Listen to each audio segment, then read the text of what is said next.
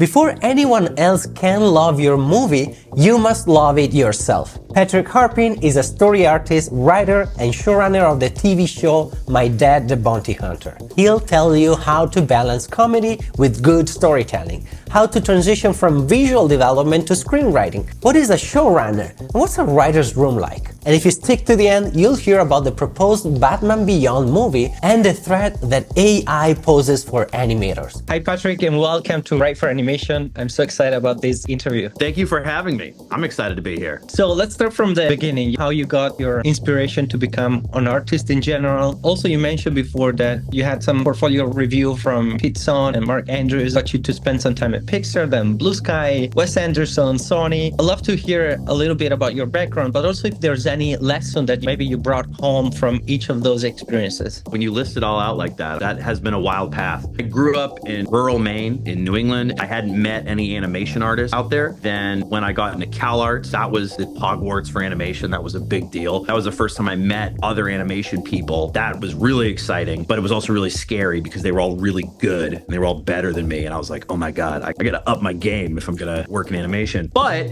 what was cool is when I was in school, I knew I wasn't gonna be a painter or like a viz dev person. Animating itself wasn't something I dove into. It wasn't a passion either, but I found story and I was like, oh, this I could do. Storyboarding is basically everything I love. It's directing, it's a little bit of acting. Sometimes it's a lot of writing. If you don't have a script, it's like, okay, it's up to you. That's how a lot of story people become writers. So that's how I got into story. And then outside of when I was in school, I did a Pixar internship. And by the way, that was something too where it was like, I didn't get a call back from them. I just went up to them because they were sitting around and I was like, hey, could I ask you guys, like, can I show you my portfolio? And they were like, yeah, you know what? Why not? Like, just sitting here. And they looked at it and they gave me some feedback, understood the feedback, and I didn't instantly reject it. I was like, oh, okay, let's see what you're saying. Pull the camera back. Don't do everything in close-ups. A lot of the stuff you do a lot when you're starting out. And I applied for that and I ended up actually getting in. What was funny about that internship was like, in some ways you learn more on like your first job or first internship than you do in school because there's no training wheels. They're throwing you in and you're learning from people expecting you to work at their level. That was really awesome. Like the Mark Andrews and Pete Sohn and Ted Mathot, they taught us to think like filmmakers, which is funny. None of us ended up working there. Matt Brawley was in my group and he's doing just fine. But we got this education that I just like carried with me. That's how I'm gonna just approach things. I'm gonna think visually, try to keep the audience interested, both in the writing and in the storyboarding process. It was like the best experience and I still use it today. When you think about the rest of your trajectory from your experience with Wes and Sony, anything else that stood out in terms of their approach? In different studios, they have different culture approach to the medium. I've gotten to work at a lot of different places. And so I have different things from different studios and directors. When I came into Blue Sky and I did that internship and there was all these story people in a pit just pitching gags like, hey, what if this happened? Hey, what if that happened? And I saw, oh, they're not always using the funniest ideas. Like you'll see ideas in the room and you're like, she just pitched a great idea. That should be in the movie. And it would just fall through the cracks. So I saw this is like a giant committee trying to make movies and you see some of the pitfalls of that. But then working for Wes Anderson, he is his own guy. If he wants something in the movie, you'll see it in the movie. He's not answering to 12 people. I think working for Wes, one random thing that was funny, it was basically the opposite of what I was taught at Pixar, which is like dynamic.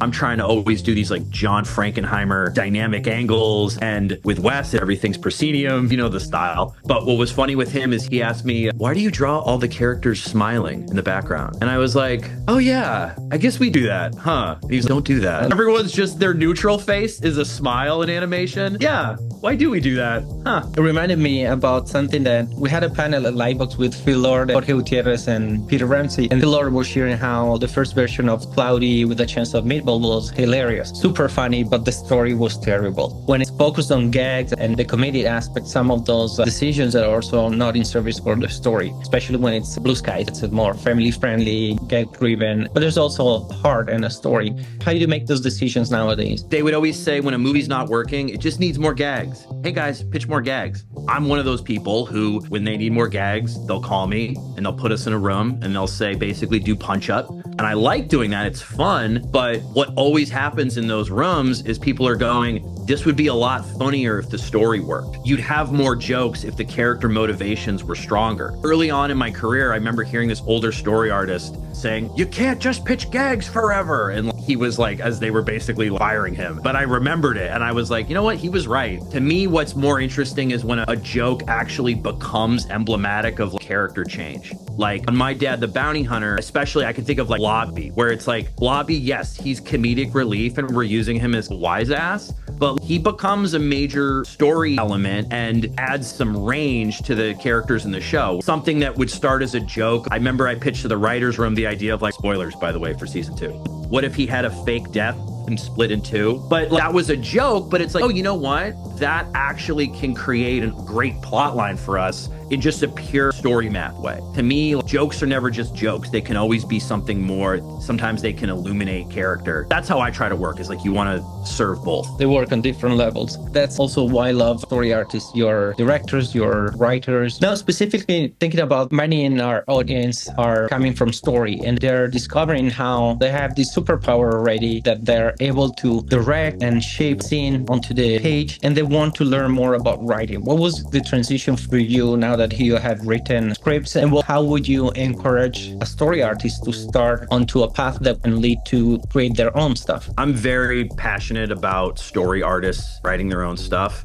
Not everyone who draws is a great writer. That's a reality. It's not for everybody, but I'm sure you've run into people who are story artists and they're writing their scripts on Post-its, but they're writers. They're almost writers and they don't even know it. I'm like, no, you're already doing it. You're writing reams of dialogue. You're a writer. I think sometimes with story artists, it's realizing that you already are writing and you were just doing it intuitively because you had to, or you were given scripts that didn't work and you would just fix them. If you find yourself doing that a lot at your job, you're probably a writer. I had some great English teachers in high school, but honestly, we didn't even have screenwriting classes when I was in animation school. We had one class where we read Robert McKee's book, but everything else we were doing was storyboarding focused. We did get some dramatic structure, like my teacher, Jim Hull, he pushed a lot of story structure. So that was cool. And Brian Kindrigan was a great story teacher. The point being is that I just taught myself how to write. And if you have an ear for dialogue, if you listen to people and you know how to transcribe that on paper, that's the hardest part. Your dialogue not sounding wooden, and you just get more comfortable with it. I feel like story artists, they're people who train themselves to be highly skilled in this field. So when you approach writing, it's like, okay, how did I get good at drawing?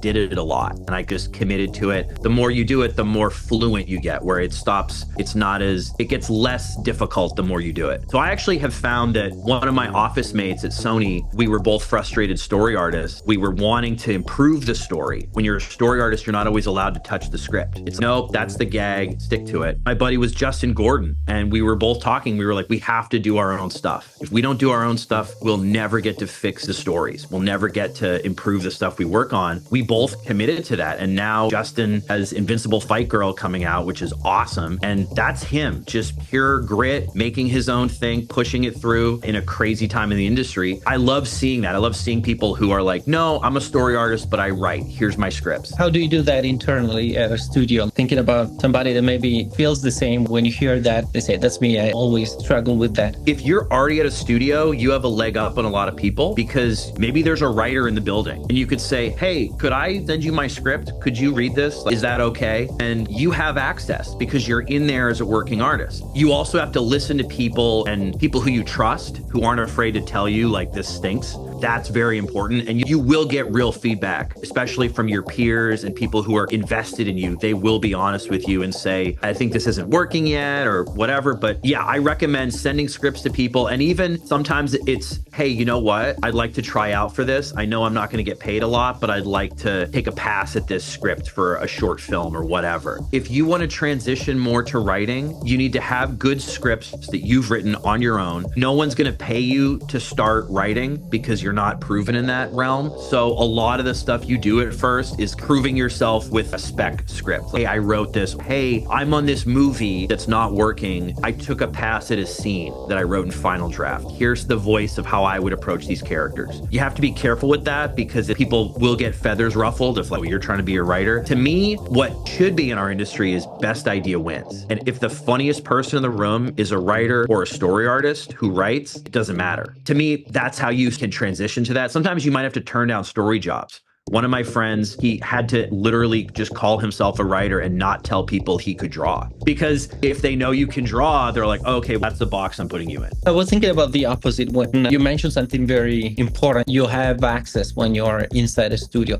Now, a struggle for people that are writers, they love the medium, they love animation, they love the fact that it's much more collaborative. You get to stay in the story, see the reels, and follow along a process very different from writing for live action, but it's very hard to get in. So we have the standard, you get an agent, the agent submits to the studio and you go on. What are some other paths that somebody that doesn't know how to draw, that doesn't necessarily have artistic skills to get their foot in the door at a studio as writers? That I don't know as much about. I know the wily artist backdoor path. I would say if you're someone who just wants to be a writer and you want to work in animation, find animation people. They're accessible and they're probably right now, they might be out of work looking for something to work on. There's a lot of people in animation who just are like, give me a good story and give me a direction and I'll go. There's a lot of people like that. I would say if you're someone who really wants to work in animation, you're not already working in animation, find some animation friends who maybe would want to do a short film with you. I don't think people really get discovered in the way we think they do. At least in my life, that's never happened. I've usually been doing something already for a while by the time somebody notices it, if that makes sense. Totally. Something I started doing to be quicker on expanding my portfolio was, let's do an animatic together. I write and we edit together and we put that out. People watch that more often than compared to reading a script. And if you pair up with a good story artist as a writer, then it's a win for both of you to expand your portfolio. Totally.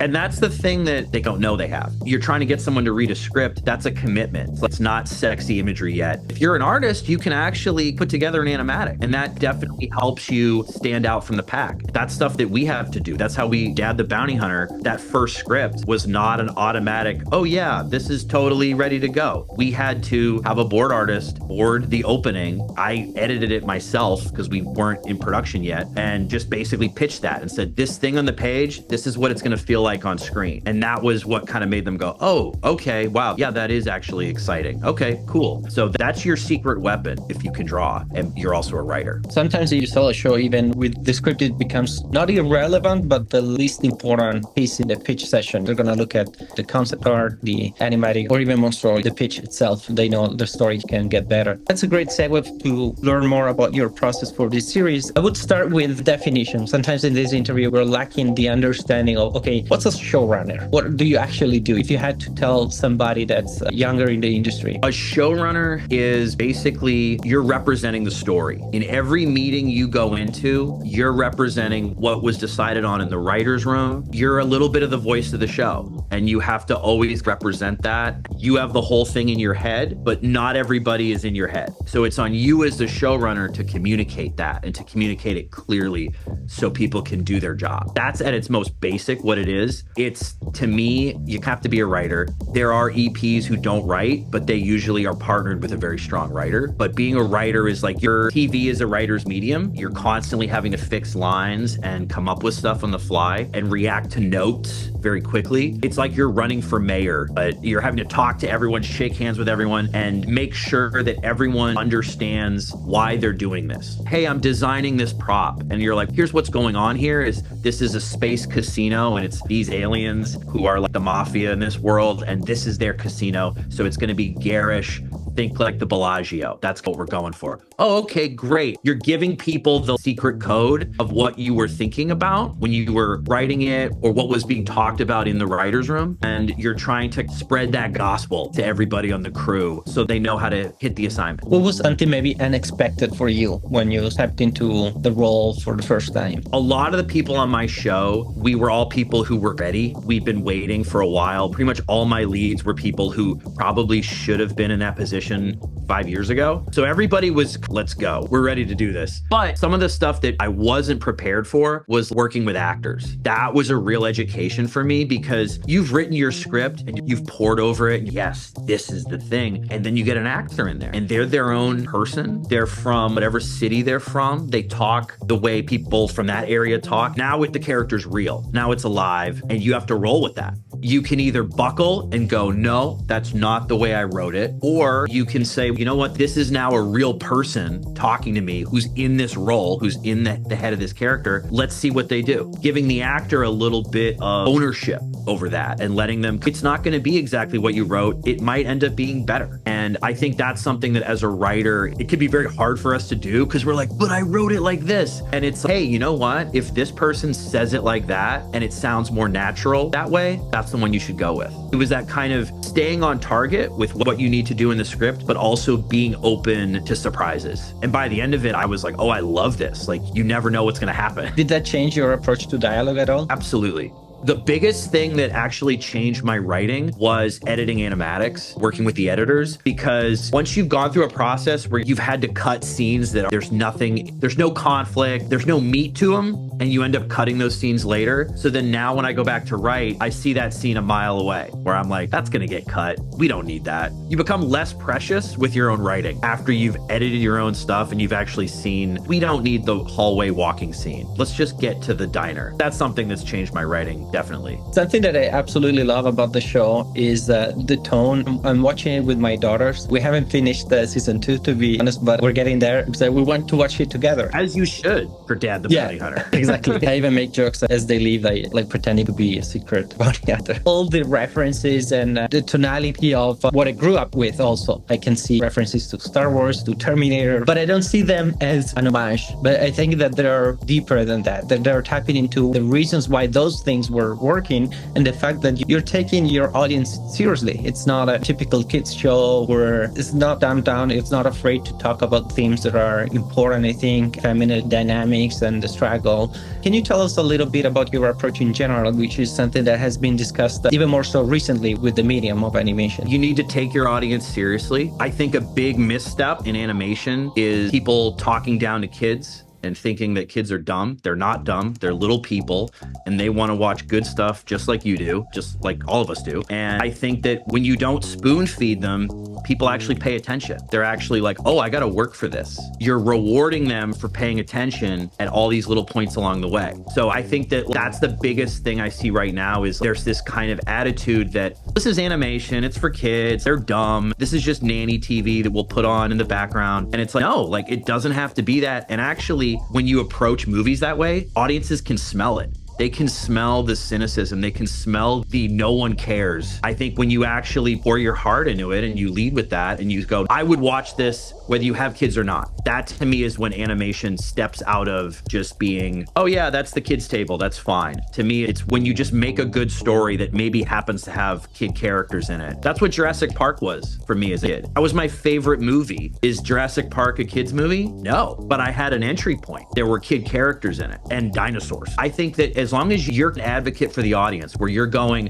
they're gonna see through that, I need to be 2 steps ahead of them, not 10 steps behind them. I think that's been a lot of the reaction to Dad the Bounty Hunters. I think people felt that who were watching it. Adults didn't feel like, all right, I gotta watch this kid's show. You're a dad, no one wants that. No, it's amazing. I loved it. I'm very interested in creating something practical for our audience. Thinking about this as a mini lesson on how to write your own series. I have a TV series idea that's for animation. Where do I start? What are the steps in the process? What's more important from script to pitch deck? And thinking also about people outside the studio system. I think a lot of people say I want to be a showrunner, and that's like saying, hey, I want to be a guitarist in this famous rock band. And start with just loving guitar. Start there, see if you like it.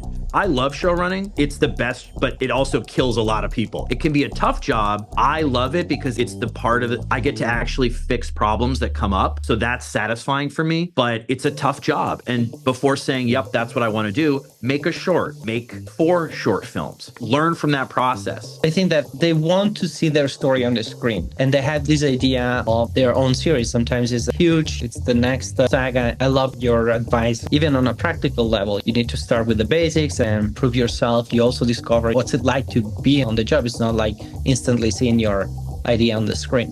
What I see is that they fall in love with one idea and they want to understand, okay, I have this series idea. I really believe in that. And maybe I feel ready. I've written a few short films. What are the steps? What's more important? Where would you start to even shape this? I would start with an idea that is infectious. That's, ooh, that sounds like a good movie, or, oh, that sounds like a good show. Some people call that a hook, and that can sound kind of crass, but think about when your friend tells you to watch a show. Hey, you got to watch this show. Oh yeah, what's it about? Oh, it's about this and this, but it's funny, but it's also really dark. Oh, cool. Okay, I'll check it out. That's what pitching is. A lot of writers make that analogy. It's a friend telling you about something really good you should watch. That's what you're trying to do, leading with a strong idea. I think sometimes in animation, we can dive straight into the lore and building out our whole world. And in my world, this is the currency that everyone uses. And it can be very tempting to just dive into that. But you also need to think about, what's my story about? What is this really? This is basically like a Romeo and Juliet story with this. That's essentially what the conflict is in my story. I've seen a lot of pitches and portfolio reviews and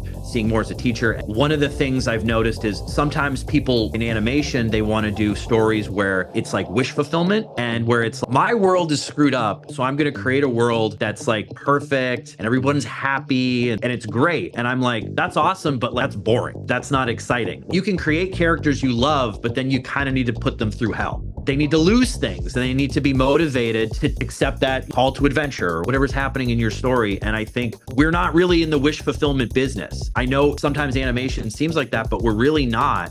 Like in Star Wars, wish fulfillment would be Uncle Owen and the aunt never get killed. Wish fulfillment in Batman would be his parents never die and he never has to become Batman. We're not saying this is the way the world should be. We're saying this happens. How do you react to it? What does your character do? And I think a lot of people don't want to have bad things happen to their OC, right? They're like, I love my character. I'm like, you love them, you need to throw them into the fire a little bit. I remember one teacher at NIFA with the same note on my story, and I tried to defend myself somehow. And something that she said, I think it has a lot more to do with you as a person, fleeing conflict, than it has to do with what you're trying to do with the story. It started an existential crisis, and you know how I approach conflict. And she was right. I think I was putting that conflict avoidance into the story, and now about turning that knife in the wound and really bring out the best of the characters. Thanks for sharing that. That's funny that she was just like, this is a you problem. She said, I think that's more you as a person in general. I'm thankful for that comment because it made me think about that. I love that approach. You have this idea, and I see that a lot as well. They get into the lore, they get into world building, and so much of construction design, references, complicated worlds and stories, and which are great for later once you have the heart. You have this idea, you start pitching it around, you find a high concept, and suddenly people will resonate, say, yeah, that's super interesting. What would you say is the next step? I would say now it's so hard to get people to pay attention to original stories. My first step, if I was just totally outside the industry, would be YouTube. I would just be like, I'm going to make a 3-minute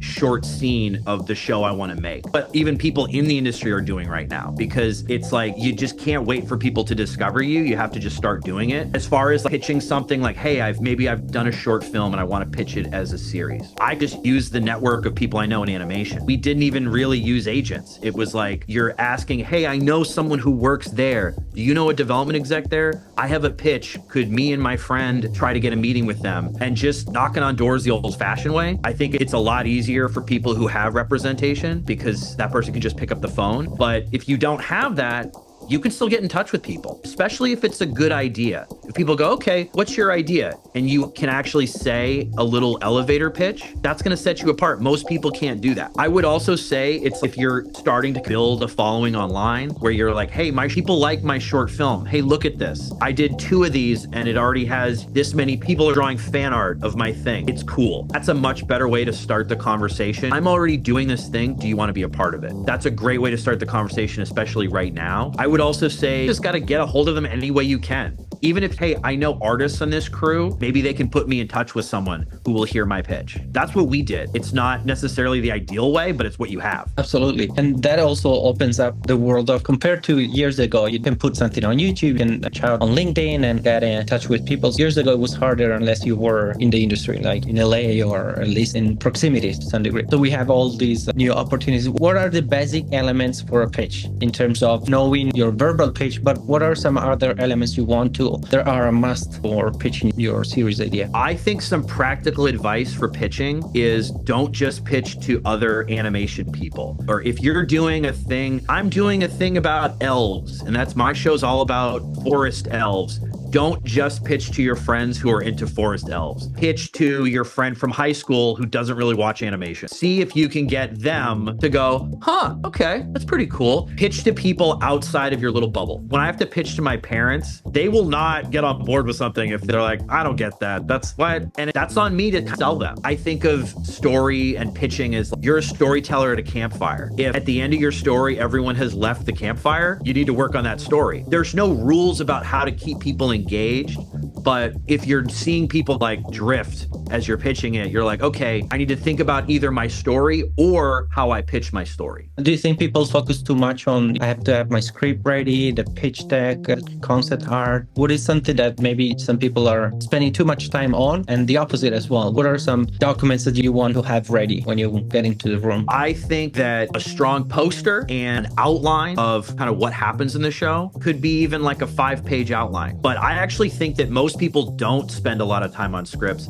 I actually think that's a weakness in our industry right now, is that even people at high up levels, they go into production with no script, which to me is crazy, because I'm like, wouldn't you want to have that script for people coming onto your show or movie to go, hey, welcome to the project, here's the script. To me, that's such a way to make everyone mind meld and to all be on the same page. And I think actually in animation, a lot of people are afraid of doing that because writing scripts is hard work. But either you need to do it or you need to find someone who's a really good writer and have a somewhat locked script when you start that process. I think a lot of people in animation, they want to go straight to designing the costume, and I want to do all the fun stuff, all the bells and whistles. And it's like, you need a script to go into production. Having a script also that's good gets you, when you meet with an exec, you're like, hey, I already have a script for the pilot. They might go, oh, wow, good on you. I think we actually need to be less afraid of scripts. I think a lot of story artists, we've been given bad scripts many times where we're like, this person doesn't care. Sometimes scripts can be like this scary thing, but you're basically saying, I know the voice of my characters and this is how the show's gonna feel. So I would say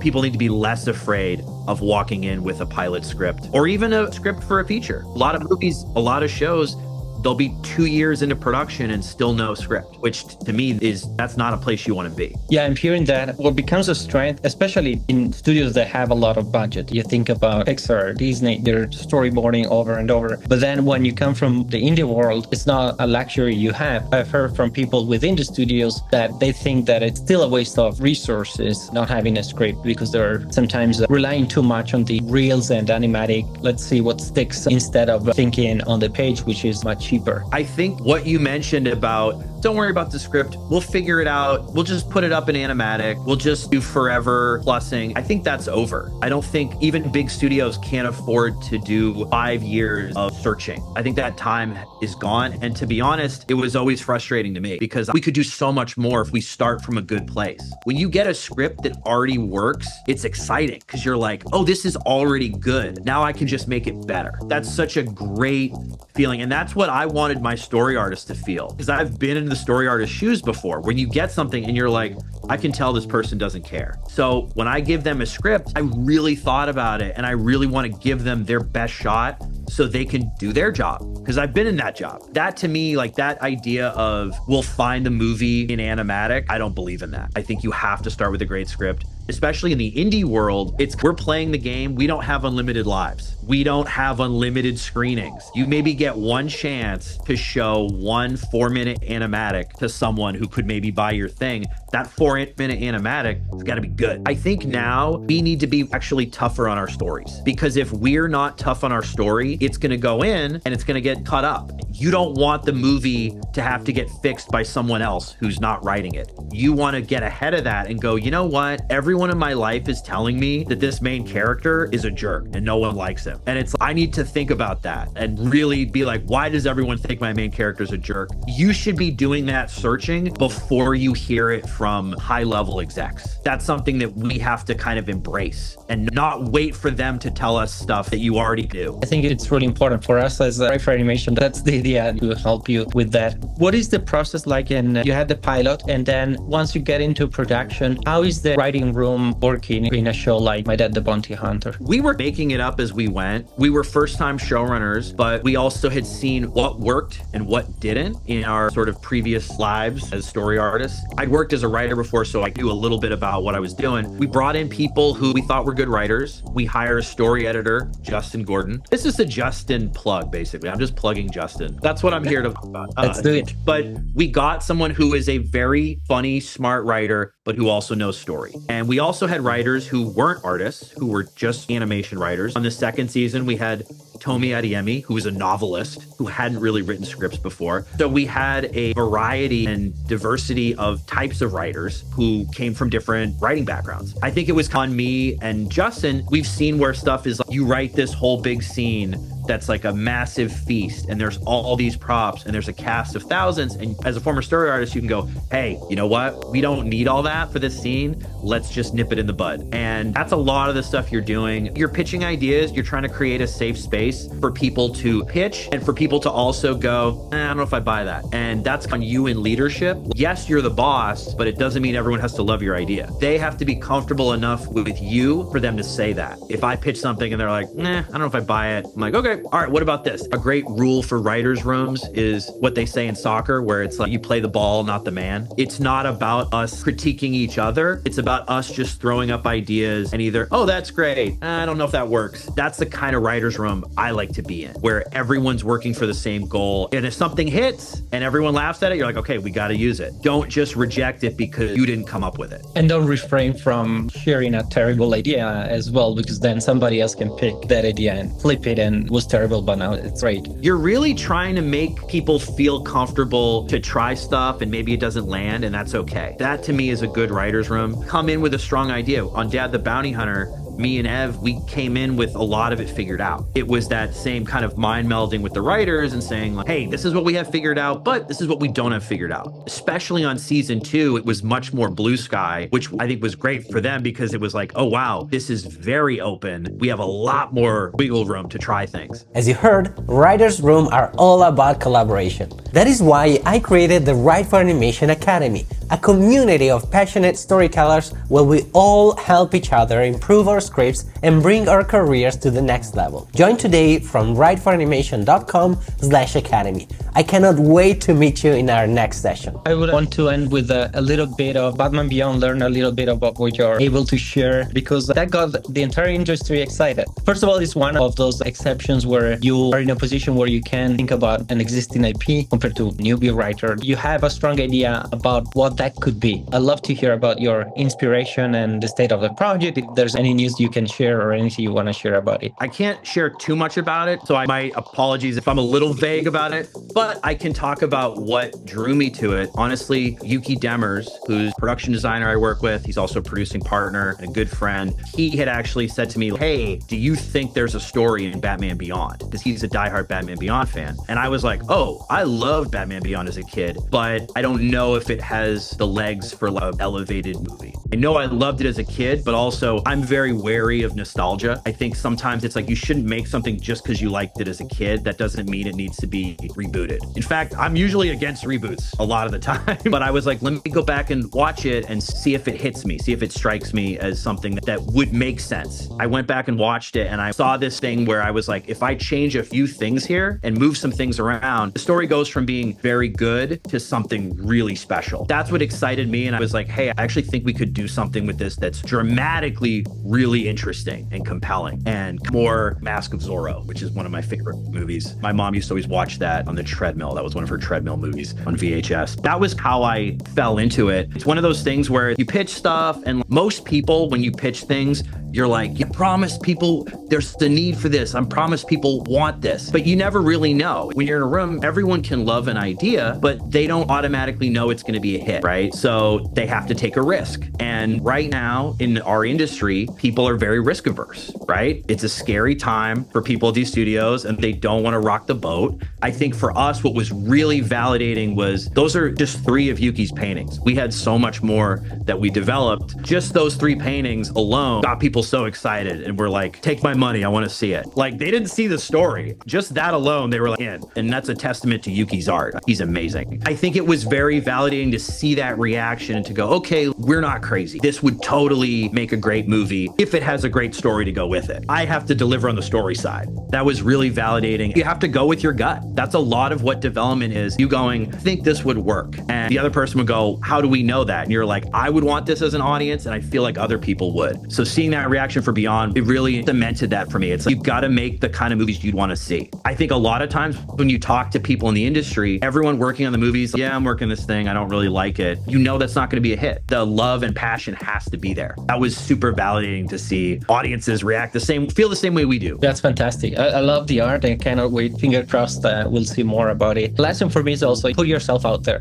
Share your stories. Don't be afraid of possibilities, even if it's 1 in a million. It can still happen, and you'll have a good time in the meantime. So one last question, because this is a hot topic of AI. You've been a story artist. That's one of the first things that I'm hearing a lot of people trying to replace. Should story artists be worried about AI? AI is a threat to everybody. It's terrible. It's horrible. I won't work with anyone who's using AI, obviously. I'm worried on the writer story side. I'm not, because to the computers, I'm covering it on. Try to hold people's attention. I don't think they can. I don't think it's not true intelligence. You know what I mean? It's just copying things. I feel like as a writer, I barely want to watch a lot of shows that are written by humans. You know what I mean? You think I want to watch a show written by a chatbot? No. I think it's more of a threat for people in the visual development side. I think that's a very real threat. I think on the story side, maybe I'm cocky, but I'm like, come on, IBM computer, try to do my job, which is maybe foolhardy, but that's how I feel about it. I love the answer. Thank you so much, Patrick. That was a great way to end. And we keep talking entire day, but I think this was already full of insights for our audience. I'm very grateful you got to spend some time with us. Thank you. And if I could add one little thing, I think that right now it is a scary time in animation where there isn't a lot of stuff getting made, or a lot of people are looking for work, and it's not a good time in animation. To use an animation metaphor, I feel like it's like in Mononoke, where like they killed the forest god, basically, and it blew up in everyone's face. But at the same time, now new stuff is growing. And I think a lot of the mentality of animated movies, the way they got made, the way projects got greenlit, a lot of that I think needed to change. So I'm not sorry to see a lot of that world go away. I want to see artists employed. That I want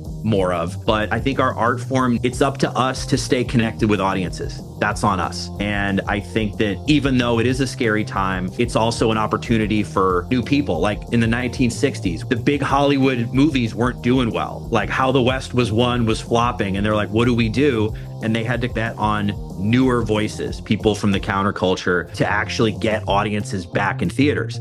And I think animation's in a similar moment right now, where safe is no longer safe, where it's like you have to take risks creatively if you want audiences to show up. And to me, that's actually exciting. It is. I love the fact that even the cost of the budgets are going down. That creates more plurality, even worldwide, having more of a creator and smaller studio that can find a niche of stories that you could never share when your budget is like hundreds of millions of dollars. You need to play it safe. I love to see how big players are also lowering and expanding in that, and also globally. I'm from Italy and now live in Mexico, spend some time in the States. I've got to see international space as well. I think it's very exciting. I think for writers, when you have a close to locked script, that keeps your budget down. You don't design a whole world and say, oh, you know what? We're not going to do the water planet. And you're like, we spent $5 million developing this whole water set. What do you mean we're not doing it? Like, writing is actually how you keep your budget down. There's no way to get around that. I think the sooner you get to the movie you're actually going to make,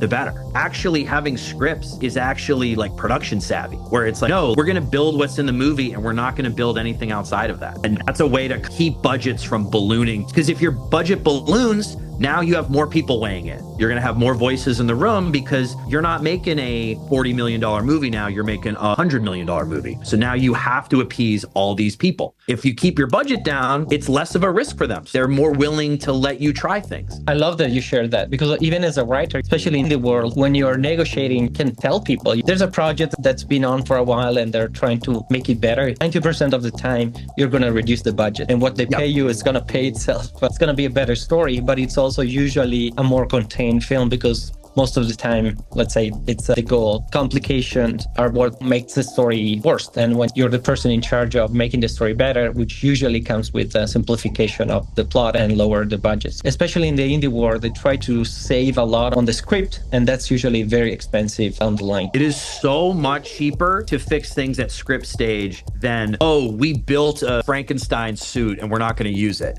That's way more expensive. Fix things at script stage and story stage. That's where it's cheap. That's where you can R&D and try things, and some things fail, some things succeed. You don't want to be doing that in production when you have a full story crew and viz dev crew. In my opinion, that's where a lot of times people can go awry. So I'm trying to get my ducks in a row and walk in with a good script on my projects. Thank you for sharing that. And again, great advice. Use that as an audience to show how valuable your work is as a writer. I think that's super important. Thank you so much, Patrick. This was fantastic. Hopefully we'll have a part 2 maybe in the future. Yes, we can do a before and after. This was great. Thank you so much for having me. And I'm a big fan of Write for Animation.